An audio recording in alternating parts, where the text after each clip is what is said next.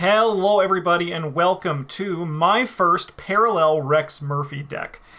In this video, I'm going to show you the first parallel Rex Murphy deck I built, talk a bit about Rex Murphy, the parallel version, obviously, and kind of go from there. In addition, you might notice, keen-eyed viewers might notice, I'm in a new room, so I have a new audio setup, same microphones and all that, but let me know if the audio is a little bit quieter or anything like that, as I am workshopping my way through this.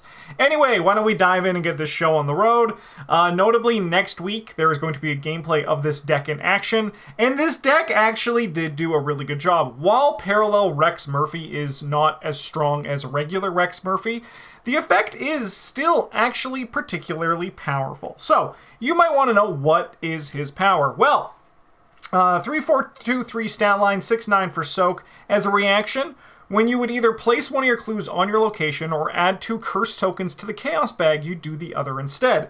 This can still satisfy the cost of an ability. So, for example, a card like Faustian Bargain, instead of saying put in 2 curse tokens, you can instead, I don't know, maybe drop a clue on your location. Or Analysis, for example. Instead of dropping a clue on your location, you can put 2 curse tokens to the bag. This was actually the reason why this deck that we're going to be getting into, I built all around Quick Study, which is a 2-cost, 2-experience Seeker permanent that, as a lightning bolt, you place one of your clues on your location and exhaust Quick Study, you get +3 skill value for this test. So I built around curse tokens and dropping clues, and it was a really fun time. His Elder Sign effect is +2 for each curse token revealed during this test. Draw 1 card for each curse token revealed during this test. So, you know, if you can grab curse tokens, and luckily we can, it's a pretty good Elder Sign ability. His deck building is Seeker cards 0-3, Cursed Gambit 0-4, Neutrals 0-5, and up to 5 other rogue cards level 0. He also can still not run Fortune or Fortune cards, but he also can't run Blessed cards unless those cards happen to also be cursed. So, his deck building is going to be a lot of the curse pool. He can use a good chunk of Seeker cards, and he can use a 5 level 0 rogue cards, which I think is pretty fun. His new signature, the advanced version, is 1 cost. For each clue on Rex Murphy, you may, to a maximum of 5 by the way, you may either draw a card or place that clue on your location and return any card from your discard pile to your hand. So you can also still add the curse tokens instead, and it still satisfies the cost of the ability, which is really cool. His advanced weakness is when you would succeed at a skill test, instead of like putting the token back and drawing another token, you just reveal an additional token. And if that causes you to fail, then you shuffle Rex's curse into your deck. So, enough of this stuff. Why don't we look at the deck itself? This deck, I didn't go too hard on exploring a lot of potential with his ability. Instead, my philosophy for this Rex deck, which you can also find a link to the ARKHAM DB in the description if you want to follow at your own pace, or even just open up the deck link and get out of here. I'm not going to scream and shout at you. This is something that you can check out there. But my philosophy for this deck was to build just a nice and simple Rex Murphy deck. And like see what little nozzle I could take advantage of with his ability.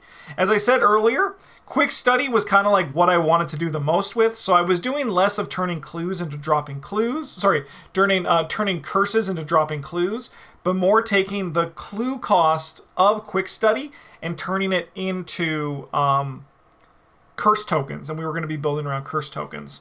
So we have 2 copies of Magnifying Glass to, help us get better at investigating, because it's never bad to get better at investigating. A Key of Solomon, which was kind of where the deck kind of takes a little bit of a turn. So this is a new card in Hemlock Vale, where as a lightning bolt you can do something with blessed tokens, but we're not messing with that. Instead, we're using the bottom action. With the bottom action as a lightning bolt, if you have more curse tokens in the bag than blessed tokens, which we are going to have, by the way, you can remove a curse token to get 2 bless. Sorry, I'm just two resources. Just getting that card up here. Yes. So yeah, if there are more cursed than blessed tokens in the bag, you can remove one of them to gain 2 resources. So the idea is that with Quick Study, we get +3 to a test by putting 2 curses tokens into the bag. With the With the Key of Solomon in play, we then remove one of those cursed tokens and get 2 resources. So Quick Study now kind of reads, once it's in play and, everything's going and swimming and working perfectly, Quick Study basically means gain 2 resources, put a cursed token into the bag, and get +3 to a skill test, which is a pretty good effect, all things considered. Another card we have to take advantage of this is the Prismatic Spectacles, which you can see next to the Key of Solomon. This is the new accessory slot from Hemlock Vale as well. As an action, you can add a cursed token to investigate. You get +2 skill value for this investigation. If a cursed token is revealed during this investigation, you may exhaust Prismatic Spectacles to discover 1 additional clue at your location.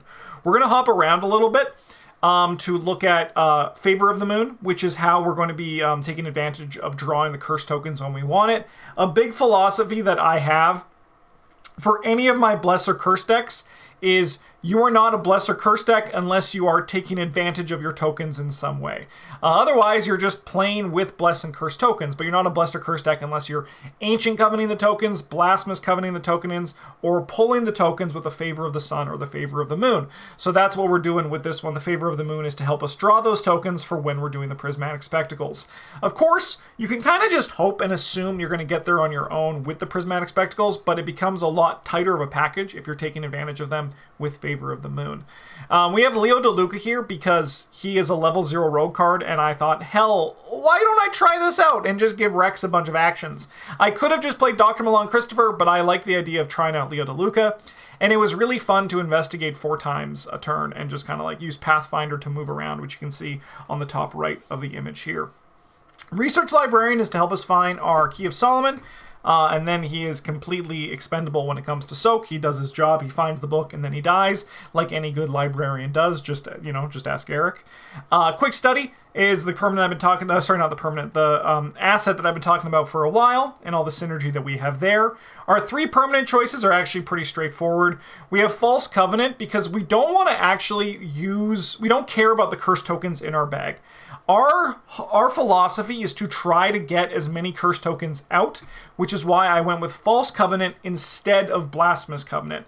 Blasphemous Covenant is the Seeker one where it gives you +1, but you return the cursed token to the bag. False Covenant just says no, because we want to keep these cards out as much as possible, to keep the tokens out of the bag as much as possible, because our whole idea is to continually put cursed tokens in and then remove them with Key of Solomon and other tests.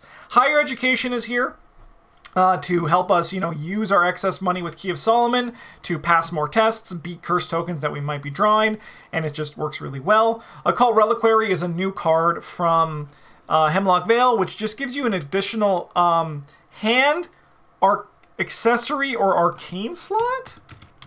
I'm just gonna look the card up, get the actual words on it here. Yeah, additional hand, accessory, or arcane slot, which can only be hold a blessed or cursed asset. So what this does is this allows us to hold either our the Key of Solomon in one hand and then hold the 2 magnifying glasses because it is cursed. And we also can run the 2 Prismatic Spectacles because those are also both cursed. Bizarre Diagnosis, just some healing, 2 book icons. You can, instead of dropping a clue, you can add 2 curse tokens, which makes it pretty negligible, especially with the Key of Solomon out, because it's giving you, those 2 extra resources. Deep Knowledge, pretty standard stuff. Faustian Bargain is also pretty standard curse stuff. Extensive Research was a card that I put in because I thought we were going to have more resources than I did. If I would be doing this deck again, I do think the Extensive Research would be something else, like maybe a tarot card would probably be actually like the Death, which just gives you +1 book. But I did try it in here, and I wanted to bring this unedited version of my first deck to all of you to see. Intel Report did wonders, I think. I think that card was actually pretty fun in this deck here. We had money to pay for it. Free clues is always great. And then we have a big old skill package, which is nice and simple. 2 deductions, 2 Eurekas, 2 perception 2s, and 2 quick thinkings. You can see that our 5 level 0 green cards are 2 Leo DeLucas, 2 quick thinkings, and 1 intel report. There's a lot of wiggle room here, and there's a lot of good green level 0 cards, and there's also a lot of good level 0 green cards that are cursed, like, say, for example, Faustian Bargain. I'm curious to see what other people do and explore with Parallel Rex's card pool, because I do think it actually is a pretty neat package. What I am most excited about personally, though, is I want to see what Travis does with Parallel Rex Murphy, because I do think it's actually going to be a pretty cool time. Again, there's a link down to the deck list in the video description. I don't have much really to say about how the deck plays, because the gameplay loop is actually relatively simple. I'll just go back for a second to show you. It's just get the Key of Solomon, get Quick Study, put curse tokens in, turn those curse tokens into resources, and just like play the game. That's kind of how it is. Don't be afraid to False Covenant the first curse token you see, unless of course you're using Prismatic Spectacles, and just kind of go nuts and have fun doing it. In the meantime, thank you so much for watching. I want to do a huge shout out to all of our patrons for supporting the channel. If you want to support the channel, you can do so by liking the video, commenting on the video, subscribing to our channel if you haven't. And if you want to go that extra step, you can join us on Patreon, which you can find a link down in the video description. But in the meantime, have a good one. Thanks for watching. And as always, GG's.